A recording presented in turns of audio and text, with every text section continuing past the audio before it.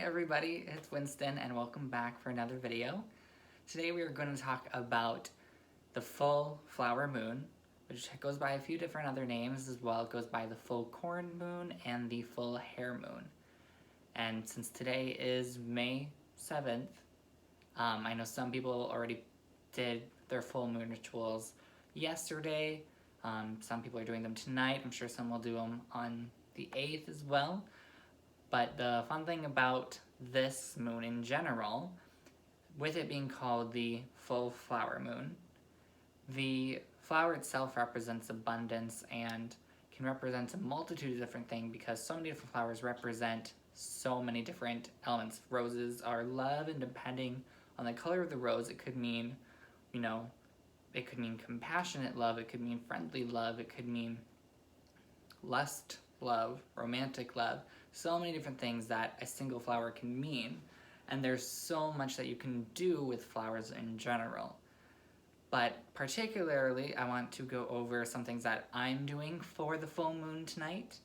One thing I'll be doing is making a special tea, which is still working on teas a little bit and herbs. That's one thing that I'm still working out a little bit. I don't use recipes for those.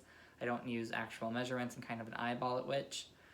But today I'm making a tea to represent the 5 elements. So it's my 5 element tea. So that's going to be earth, water, fire, and air, and spirit.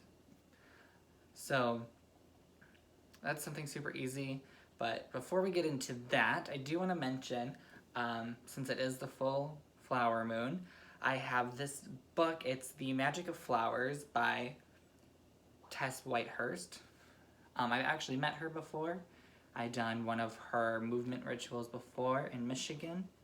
And this book in general is really, it's very helpful. It's very simply put. She has the flowers, multiple flowers, not every single flower, of course, because that would be almost impossible to try to log every species of flower. But she does have a lot of flowers in here from A to Z. It has what planet they're associated with, their masculine, feminine energies, some of the things that they're used for, lore on them, even some.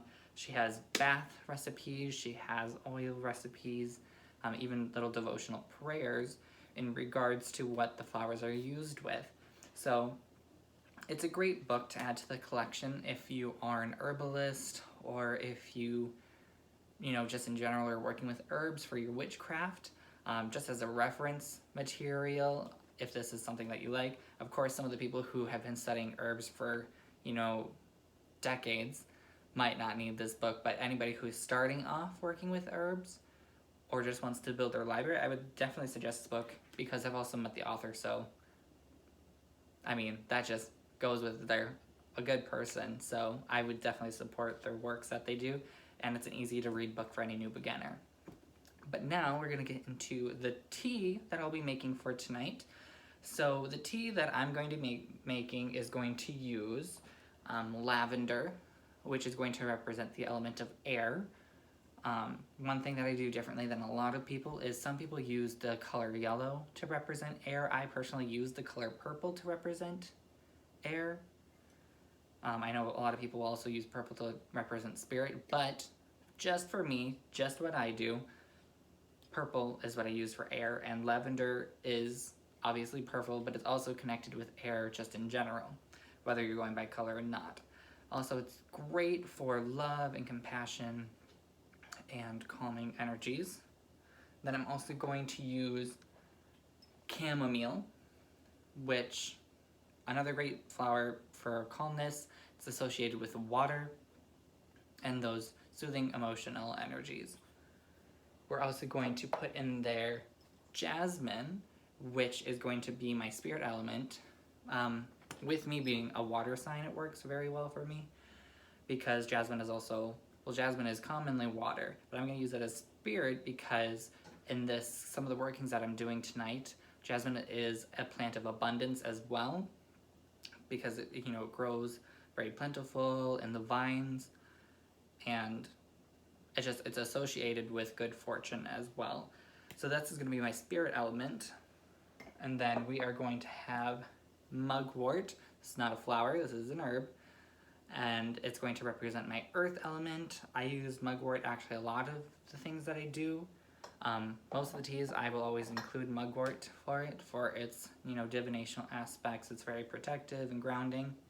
And then for the last element, fire, we're going to use cinnamon. Cinnamon is for success, it's for passion, and obviously, without a doubt, it's with the fire element. I mean, we have Fireball whiskey and that's cinnamon, so it only makes sense.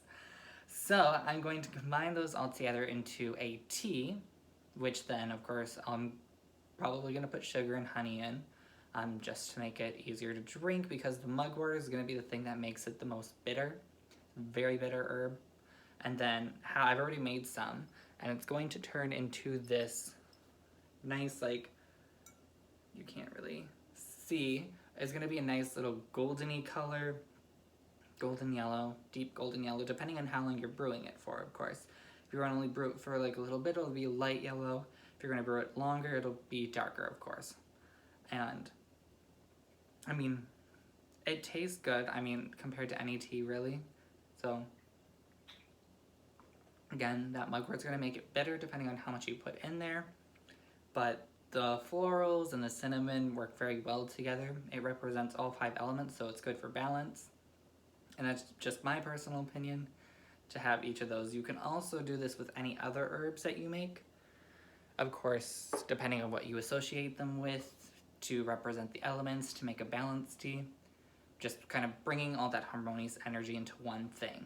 So I'm going to drink that and make that again before I do what I'm going to be doing tonight for the full moon, which we're going to be doing something very simple. It's another type of petition. So all it is going to be a piece of paper, a coin, and of course a pen to write down what I'm doing, and some candle wax. And so what it's going to be a petition for prosperity and abundance. I'm of course going to word it very directly towards me, and then I'm going to fold in the coin and then seal it with wax and then bury it to a tree, of course a living tree, something that's important to me. It's going to be placed at a very specific tree that I put a lot of my offerings at, after the Sabbath, after certain rituals that I do. That's where I'm going to put it, and it's going to be buried there. And that petition, of course, petitions like anything else, they are meant to focus your intent to manifest the things that you are looking for. So this one's going to be prosperity and abundance, and that's what I'm going to be manifesting. So just like any other petition, it's super simple. You don't need much. This is something that is, I came up with on the fly. I'm sure other people have already written about it or done it before. I haven't read it yet, so I'm not going to make claim to making this something new, but it's just personally what I'm going to be doing tonight, because any prosperity magic is great for this particular full moon. And then apparently also I'm not going to be completely 100% on this because I don't study yet, like the lunar cycles. I know a little bit here and there about it. I don't have any like books specifically meant for astrology or,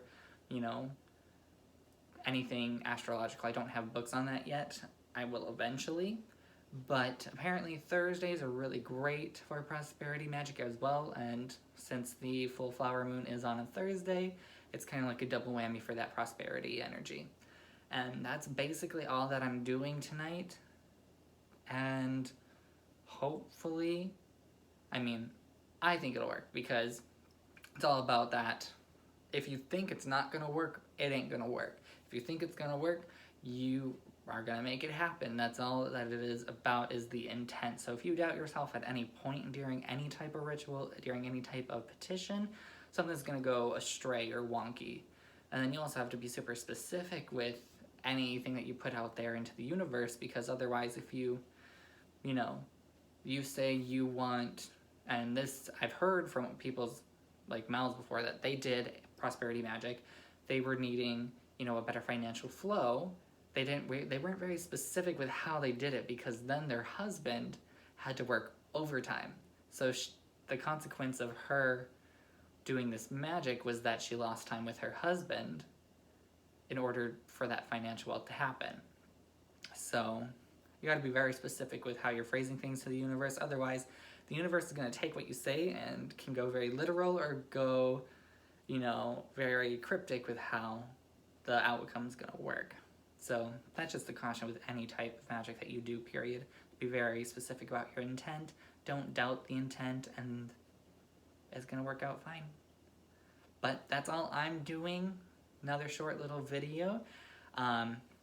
I need to make a list of other videos that I'm going to be doing. I mean, I know what I'm going to be doing, but I just have to wait for things to arrive in order to do those types of videos. But I'm very excited. Some things are going to be coming in the mail within the next couple of weeks. Some final touches for altars that I have going on that I just needed a couple of things for. And then we're still in quarantine here for another at least 3 weeks. Hopefully it ends after that, and then I can do more videos with other people. But I hope you enjoyed, and I hope you have a great rest of your day. Bye.